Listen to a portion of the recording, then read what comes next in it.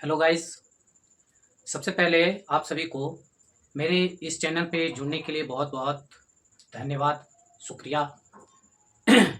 मैं बहुत दिनों का कह सकते हैं बहुत दिनों से मैं वीडियो नहीं डाल रहा था और आज आप लोग को मैं फिर से इस चैनल पे जुड़ने के लिए मैं मजबूर किया और आप लोग मेरा सहयोग किए, तो इसके लिए बहुत बहुत धन्यवाद। जैसा कि आज हम लोग जो आज जानेंगे कि इस चैनल के माध्यम से आप लोग से मैं जुड़ रहा हूँ, तो क्या आज पर्पस है मेरा। जैसा कि आज का जो कि हम नए सत्र 10th क्लास के लिए मैं कुछ टॉपिक्स लेके आया हूँ और मैं बताने वाला हूँ। तो मेरे चैनल पे आप लोग ज़रूर जुड़िए और जो भी साथी हैं उनको भी जोड़ने का काम कीजिए। और आज बहुत ही अच्छे टॉपिक के साथ आप लोग से मैं बातचीत करूँगा और बताऊँगा। तो जल्दी से मेरे चैनल पे आप लोग अगर नहीं जुड़े हैं तो आप लोग जुड़ जाइए और जो मैं बताता हूँ उसका लाभ लीजिए। और जो जो भी 10th क्लास का प्रिपेयर करने वाले हैं तो प्लीज़ आप लोग ज़रूर जुड़िएगा। मैं बहुत ही आसान भाषा में कर सकते हैं, बहुत ही ईजी मेथड में आप लोग को मैथमेटिक्स में बताऊँगा। और आप लोग जान ही रहे हैं मेरा नाम अभिनव कुमार है और मैं अभी अपना ऑफ़लाइन भी कोचिंग अपने गाँव में मैं चला रहा हूँ और अच्छा रिस्पॉन्स है बच्चों के द्वारा। तो मैं बहुत दिनों से मैं इस पे वीडियो नहीं बनाया। आज से मैं आप लोग के बीच ज़रूर जुड़ा रहूँगा और वीडियो भी मैं लाऊँगा। तो आप लोग ज़रूर मेरे चैनल पे जुड़िएगा और इसका लाभ उठाइएगा। और ख़ासकर कि थोड़ा-सा मैं डिमोटिवेट हो गया था कि लोग अभी कम समय का ऐसे वीडियो को इस्तेमाल करते हैं और उसका ज़्यादा से ज़्यादा लोग एडिक्टेड हो गए हैं। तो कहीं न कहीं मैं वीडियो बनाने के बाद मेरा बच्चों के द्वारा कोई रिस्पॉन्स नहीं आता था, तो थोड़ा-सा मैं डिमोटिवेट हो गया था। इसके चलते मैं कुछ दिन मैं वीडियो नहीं बना पाया।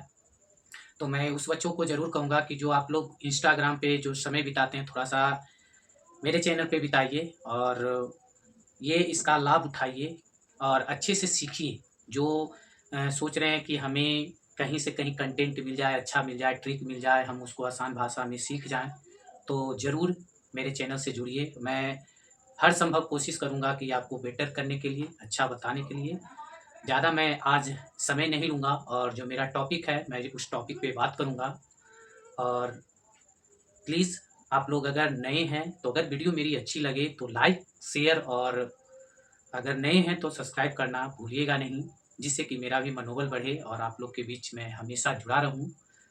और कोई भी सीखना चाहते हैं नई-नई चीज़ों को तो मैं ज़रूर हर एक चीज़ को मैं बताऊँगा और पढ़ाऊँगा, सिखाऊँगा। तो चलिए आज का जो हमारा टॉपिक है, वो है मैथमेटिक्स का, गणित का, जो कि सबसे पहले मैं स्टार्ट किया हूँ ट्रिग्नोमेट्री, जिसको हम त्रिकोणमितीय कहते हैं और उसके बारे में मैं आज चर्चा करूँगा। कुछ उसके विषय के बारे में मैं बताऊँगा।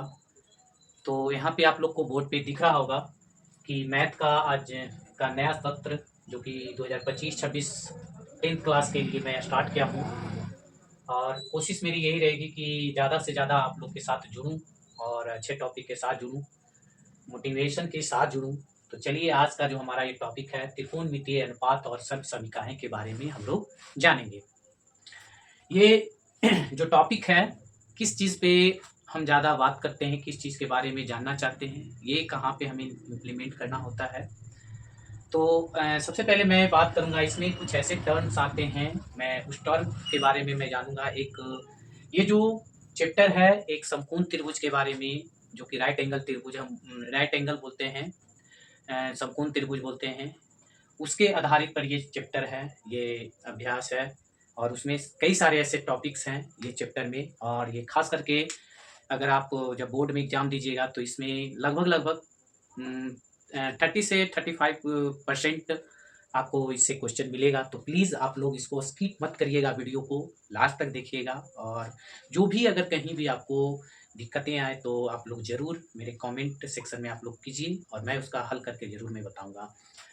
आज का जो ये टॉपिक मैं लिखा हूँ अनुपात के बारे में, तो अनुपात के बारे में मैं सबसे पहले यहाँ पे आपको एक ट्रायंगल का शेप में बना रहा हूँ और आप लोग भी पढ़े होंगे इन ट्रायंगल के बारे में, त्रिभुज के बारे में कि त्रिभुज के कितने प्रकार होते हैं। तो मैं ये जो एक त्रिभुज की मैं बात करूँगा तो ये राइट एंगल है जिसको हम बोलते हैं समकोण त्रिभुज बोलते हैं, जिसमें कि एक 90 डिग्री एंगल होता है। अब इसमें लिखा हुआ है कि अनुपात के बारे में। अनुपात करने का मतलब जो हमें यहाँ पे अंश और हर के रूप में हम जो लिखते हैं, तो वो अनुपात में रेशियो में आता है, जो जिसको हम कह सकते हैं भिन्न में जो लिखते हैं भिन्न को। तो सबसे पहले मैं यहाँ पे एक त्रिभुज का रचना कर लिया हूँ, ए बी और सी। और इसमें एक मैं यहाँ पे थीटा डिग्री को दर्शा दिया हूँ, और इसी से मैं आप लोग को यहाँ पे बताऊंगा कि कैसे क्या करते हैं। सबसे पहले आपको तो ये पता चल गया कि एक जो लंब होता है परपेंडिकुलर जिसको बोलते हैं, इसमें तीन चीज का सबसे ज्यादा महत्वपूर्ण होता है। एक हमारा परपेंडिकुलर जिसको हम लंब बोलेंगे, एक होता है हमारा बेस जिसको हम आधार बोलेंगे, और एक होता है हमारा हाइपोटेनस जिसको हम कर्ण बोलते हैं। ये तीन चीज इसमें सबसे ज्यादा इंपॉर्टेंस होता है, और ये तीन चीज हमको जानकारी होना चाहिए, जानना चाहिए। अब एक चीज यहाँ पे ध्यान देने की बात है कि अगर ये जो थीटा डिग्री कोण हम दर्शाए हैं, इसको हम बोलते हैं न्यून कोण, और अगर इस कंडीशन में ये थीटा डिग्री दर्शाए तो इसके जस्ट सामने वाला जो भुजा होता है उसको हम बोलते हैं लंब, जिसको हम P से डिनोट करते हैं, और उसके जस्ट नीचे वाला जो होता है हमारा, ये कहलाता है आधार, जिसको हम बोलते हैं बेस, जिसको हम B से डिनोट करते हैं। और ये जो मेरा एक स्लोप जो होता है उसको हम बोलते हैं हाइपोटेनस, जिसको हिंदी में हम बोलते हैं कर्व, जिसको यहाँ पे हम डिनोट करते हैं H से। ये तीन चीज हमें इसमें याद रखना है। अब इसमें क्या क्या आएगा, जब हम अनुपात के बारे में कर रहे हैं, तो अनुपात करने का मतलब कि ए बी भुजा बटा बी सी भुजा, ए सी भुजा बटा बी सी भुजा, फिर ए बी भुजा, फिर तुम्हारा बी सी भुजा बटे ए बी भुजा। तो जो भिन्न के रूप में हम लिखेंगे तो वो हमारा क्या कहलाएगा, समकोण, ये त्रिकोणमितीय अनुपात कहलाएगा। अब यहाँ पर क्या क्या आएगा, तो सबसे पहले हमारा आता है साइन थीटा, दूसरा आता है कॉस थीटा, तीसरा आता है टैन थीटा, चौथा आता है कॉट थीटा, पांचवा आता है सेक थीटा, छठा आता है कोसेक थीटा। ये हमारा ये 6 ऐसे हैं जिसपे ये हमारा चैप्टर है। ये 6 चीज के बारे में हमें जानना है। सबसे पहले हम बताएं कि थीटा अगर दर्शाया जाए, तो थीटा अगर वहां पे जो हम त्रिभुज बनाएंगे, राइट एंगल त्रिभुज जो बनाएंगे, समकोण त्रिभुज बनाएंगे, तो वहां पे हमें ये चीज देखना है कि किस एंगल को हम थीटा डिग्री मान रहे हैं। कहीं कहीं ऐसा भी होगा, आपको देखने को मिलेगा कि जहाँ पे थीटा डिग्री के जगह पर वो ए और बी और सी ऐसे करके अल्फाबेट भी दर्शाया जाता है। तो आपको ये दिमाग में आएगा, तो यहाँ पे हम तो पढ़े हैं सिर्फ थीटा डिग्री, लेकिन ये ध्यान में रखिएगा कि न्यून कोण वहां पे ए से भी दर्शा सकता है, बी से, सी से, जो भी अल्फाबेट दर्शा सके। कहीं कहीं तुमको थीटा डिग्री भी दर्शा दे। जहां पे थीटा डिग्री दर्शाए उसके जस्ट सामने वाला हमें परपेंडिकुलर मानना है, उसके बाद उसके जस्ट सामने वाले को बेस, और जो स्लोप होता है उसको हम हाइपोटेनस, जिसको हम कर्ण बोलते हैं।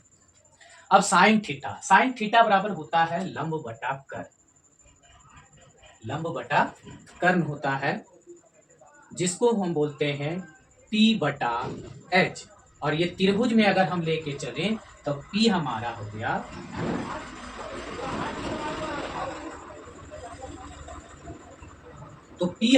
गया ए बी, और B हमारा हो हाइपोटेनस AC। तो पहला हमारा ये अनुपात निकला। दूसरा है कॉस थीटा बराबर होता है आधार बटा कर्ण, जिसको हम बोलते हैं B बटा H। तो B हमारा हो गया BC और H हो गया AC। तीसरा है टैन थीटा, जिसको बोलते हैं लंब बटा आधार, जिसको हम बोलेंगे AB जिसको हम यहाँ पर P बटा B बोलते हैं, जो कि हो जाएगा यहाँ पे AB बटा BC। हम इस त्रिभुज के हिसाब से आप लोग को मैं बता रहा हूँ, एज ए मैं एक कॉन्सेप्ट बता रहा हूँ। ये जरूरी नहीं कि सेम टू सेम यही रहेगा, हो सकता है वहां पे PQR रहे। तो बस हमें ये रूल पता होना चाहिए कि इसको कैसे बनाते हैं। तो थोड़ा सा इस पे गौर कीजिए। कॉट थीटा होता है आधार बटा लंब, जिसको हम बोलते हैं B बटा P। तो B हो गया BC बटा AB। सेक थीटा बराबर होता है कर्ण बटा आधार, कर्ण बटा आधार, जिसको हम बोलते हैं h बटा b। तो h हमारा हो गया AC और BC। अब कॉसेक थीटा होता है कर्ण बटा लंब, कर्ण बटा लंब। तो कर्ण हमारा क्या है, तो कर्ण हमारा हो जाएगा AC, कर्ण को हम बोलते हैं हाइपोटेनस H और P, यहाँ पर हो जाएगा AC बटा A। तो ये सबसे ज्यादा इंपॉर्टेंट है, अगर हम अनुपात वाला पढ़ रहे हैं तब ये चीज को हमें सबसे ज्यादा इंपॉर्टेंस देना होगा।